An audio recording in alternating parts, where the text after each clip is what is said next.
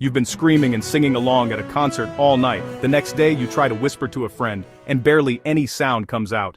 Your throat feels raw. Your voice cracks. What exactly happens inside your voice box? Larynx when this happens? The answer lies in the delicate tissues inside your vocal cords and the way your body produces sound. Your voice comes from the vocal cords,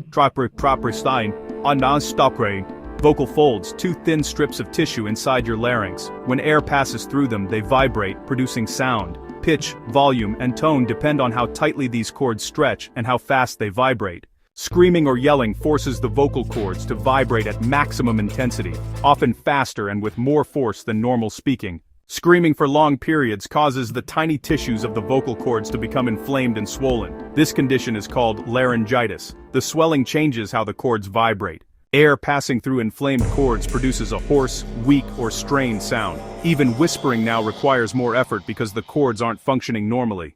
You might think whispering would give your voice a break, but it can actually strain the cords more. When you whisper, your vocal cords tighten unnaturally to limit vibration. If they're already swollen from screaming, this can increase pressure and friction, worsening irritation. That's why your throat may feel raw, scratchy, or painful even when barely making a sound. Your body has a natural protective reflex called vocal fold guarding reflex. It prevents further damage by limiting how much your cords vibrate. That's why your voice may feel stuck or weak for hours or even days after heavy shouting.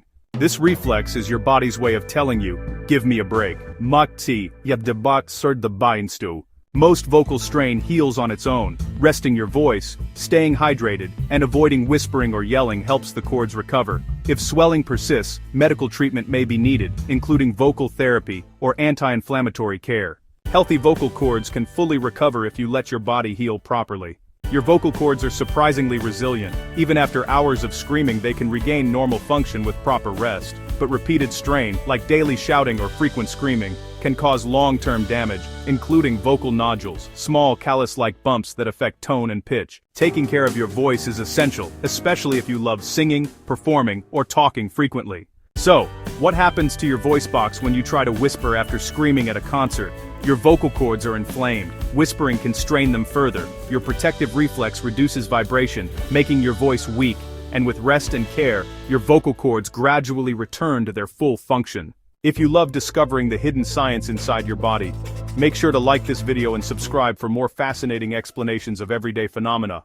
Now imagine sitting through a gripping movie.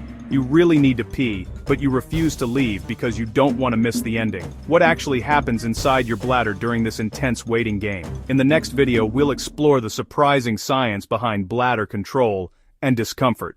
This video is for educational and informational purposes only and should not be considered medical advice. Always consult a qualified healthcare professional for medical advice, diagnosis, or treatment.